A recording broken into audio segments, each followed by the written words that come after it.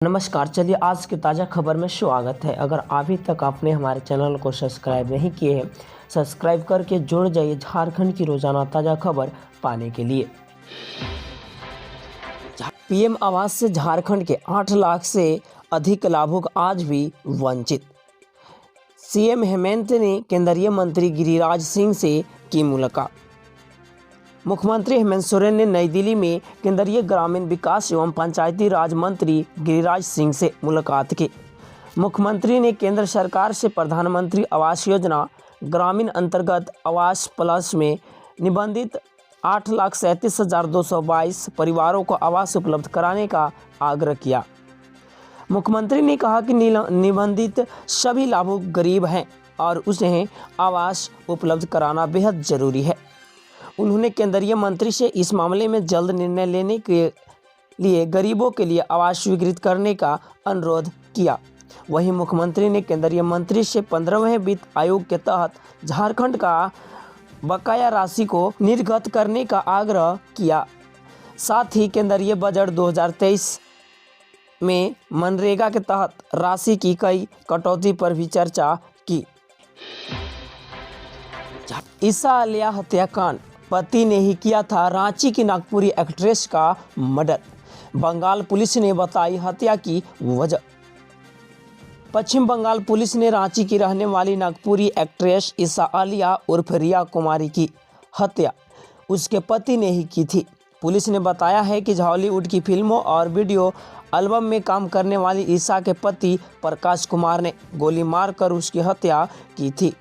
हावड़ा की ग्रामीण एसपी ने बताया कि प्रकाश को अपनी पति ईसा आलिया उर्फ रिया कुमारी के चरित्र पर शक था, इसीलिए उसने उसकी हत्या करने के लिए शॉपिंग का बहाना बनाया और उसे लेकर कोलकाता गया। क्रिकेट की पिच पर जमकर पसीना बहा रही है झारखंड की बेटियां। एक खेल चुकी है क्रिकेटर शेफाली वर्मा के साथ। महिलाएं वर्तमान समय में किसी से पीछे नहीं है, हर कार्य में अपने दम पर अपना परिवार और देश का नाम रोशन कर रही है। हाल ही में ही भारतीय महिला क्रिकेट टीम के अंडर 19 वर्ल्ड कप जीतकर दुनिया को अपनी प्रतिभा का एहसास करा दिया है। उन्होंने दिखा दिया है कि महिलाएं भी क्रिकेट जैसा गेम खेलकर इतिहास रच सकती है। राजधानी रांची में भी कई ऐसे महिलाएं क्रिकेटर हैं जो अपनी पहचान बनाने के लिए जमकर पसीना बहा रही है। दिन भर की कड़ी मेहनत और फिजिकल एक्सरसाइज के बाद घंटों प्रैक्टिस कर रही है। इन्हीं महिला क्रिकेटरों पर पूजा सिंह की रिपोर्ट भी है। कांग्रेस नेता बंधु तिर्की बोले, नई नियोजन नीति की घोषणा कर सरकारी विभागों में खाली पदों को जल्द भरे सरकार। झारखंड के पूर्व मंत्री व कांग्रेस की कार्यकारी अध्यक्ष बंधु तिर्की ने कहा है कि सरकार नियोजन नीति अविलंब तैयार करे और उसके आधार पर विभिन्न विभागों में खाली पदों के लिए नियुक्ति प्रक्रिया जल्द शुरू करे। हर राज्य की अपनी स्थानीय नीति होती है और इस दृष्टिकोण से झारखंड की अपनी स्थानीय नीति को घोषित करना राज्य सरकार के द्वारा उठाया गया बिल्कुल सही कदम था। उन्होंने कहा है कि स्थानीय नीति के साथ नियोजन नीति को जोड़कर देखना पूरी तरह गलत है। युवाओं, आदिवासियों एवं मूल निवासियों के साथ ही लंबे समय से झारखंड में रह रहे युवाओं के हित में जल्द से जल्द नियोजन नीति की घोषणा कर उसे लागू किया जाना चाहिए। साहिबगंज के उपायुक्त रामनिवास यादव का ईडी दफ्तर में सवालों से सामना। साहिबगंज के उपायुक्त रामनिवास यादव सोमवार को पूछताछ के लिए प्रवर्तन निदेशालय के रांची स्थित दफ्तर पहुंचे। हिनू स्थित कार्यालय में उपायुक्त का कई सवालों को सामना होना है। ईडी के अधिकारियों ने अवैध खनन मामले में अभियुक्तों की कथित तौर पर मदद करने के आरोपी उपायुक्त से पूछताछ के लिए सवालों की लंबी लिस्ट बना रखी है। यह दूसरा मौका है जब साहिबगंज डीसी को पूछताछ के लिए रांची बुलाया गया। बूढ़ा पहाड़ पर दिखने लगी विकास की किरणें, दुधिया रोशनी में नहाए जंगल, पहाड़ और गांव। झारखंड के लातेहार और गढ़वा जिला से लेकर छत्तीसगढ़ के बलरामपुर जिला तक फैला बूढ़ा पहाड़ हाल के दिनों तक नक्सलियों का गढ़ था। इस पहाड़ पर जाना सुरक्षाकर्मियों के लिए मौत को दावत देने के समान था। अब स्थिति बदल गई है। केंद्रीय बलों की मदद से इस बूढ़ा पहाड़ को नक्सलियों से मुक्त करा लिया गया। बूढ़ा पहाड़ और उसके आसपास स्थित गांवों में विकास की किरणें पहुंचने लगी है। मुख्यमंत्री हेमंत सोरेन 27 जनवरी 2023 को बूढ़ा पहाड़ पर पहुंचे तो उन्होंने 100 करोड़ रुपए के बूढ़ा पहाड़ डेवलपमेंट प्लान का ऐलान किया। बूढ़ा पहाड़ क्षेत्र में रहने वाले लोगों को सरकारी योजनाओं का लाभ मिलना शुरू हुआ। गांव में बिजली पहुंची, जंगल, पहाड़ और गांव रोशन हो गए हैं। हर जगह जगह पे लाइट लगाई गई है।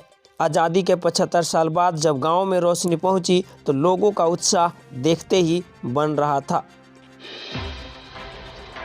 झामुमो सांसद महुआ माझी ने नरेंद्र मोदी सरकार पर बोला हमला, कहा अदानी को बचाने में क्यों लगी है सरकार।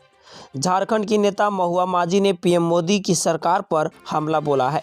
उन्होंने निवेशकों को धोखाधड़ी करने वाली कंपनी अदानी को बचाने का आरोप केंद्र सरकार पर लगाया है। झारखंड मुक्ति मोर्चा की राज्यसभा सदस्य महुआ माझी ने सोमवार को संसद भवन परिसर में पत्रकारों से कहा कि प्रधानमंत्री नरेंद्र मोदी इसका सामना क्यों नहीं करना चाहते हैं। पूरा विपक्ष हो चुका है एकजुट, महुआ माझी ने बताई। मैं बोरीसाइला की लेखिका डॉक्टर महुआ माझी ने कहा कि पूरा विपक्ष एकजुट हो चुका है, सभी मिलकर विरोध प्रदर्शन कर रहे हैं। हम जवाब चाहते हैं, आखिर सरकार अदानी को क्यों बचाना चाहती है। झामुमो की नेता ने आरोप लगाया कि देश में सभी सरकारी कंपनियों का निजीकरण किया जा रहा है। हम इसका विरोध करते हैं और आगे भी करते रहेंगे। कैश कांड में फंसे विधायक इरफान अंसारी ईडी ऑफिस में पेश होने से पहले हेमंत सोरेन सरकार व अनूप सिंह पर क्या बोले।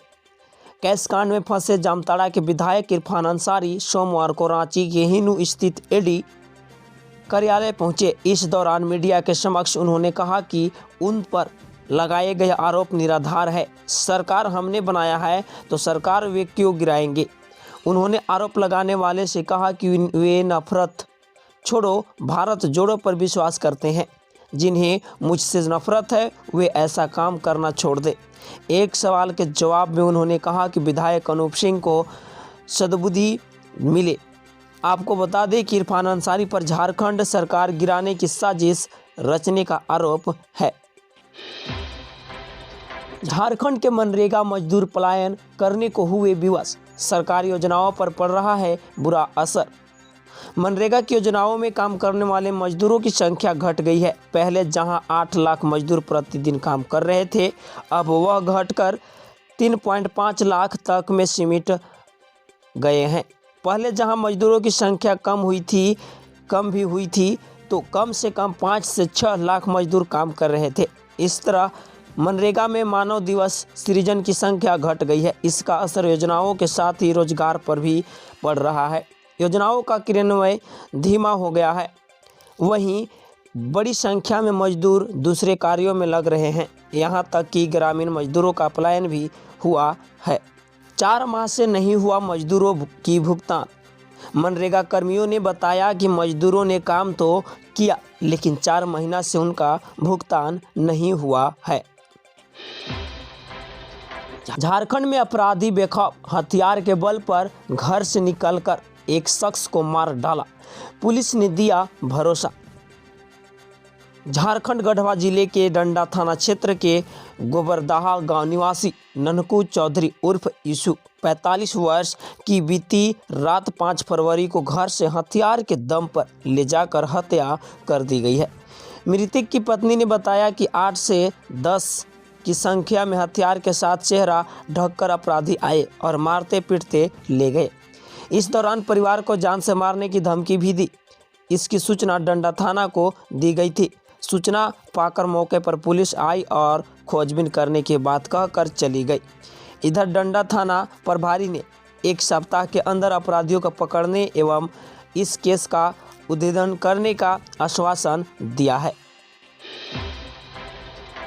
तुर्की सीरिया में भारी तबाही के बाद अब न्यूयॉर्क में भूकंप के झटके टूट गया। 40 साल का रिकॉर्ड। दक्षिण पूर्वी तुर्की और दक्षिणी सीरिया में 7.8 की तीव्रता के शक्तिशाली भूकंप में 2300 से अधिक लोगों की जान जाने के बाद अब न्यूयॉर्क की धरती पर कांप उठी है। पिछले 40 साल का सबसे शक्तिशाली भूकंप बताया जा रहा है। हालांकि जान माल की कोई हानि नहीं हुई है। भूकंप का केंद्र बफेलो का पूर्वी उपनगर वेस्ट सिनेका था। अमेरिका के न्यूयॉर्क राज्य के पश्चिमी हिस्से में सोमवार को भूकंप का हल्का झटका महसूस किया गया। अमेरिका के भूवैज्ञानिक सर्वेक्षण विभाग ने प्राथमिक जानकारी में बताया कि स्थानीय समयानुसार सुबह 6:15 पर आए भूकंप का केंद्र बफेलो का पूर्वी उपनगर वेस्ट सिनेका था और इसकी तीव्रता 3.8 मापी गई है।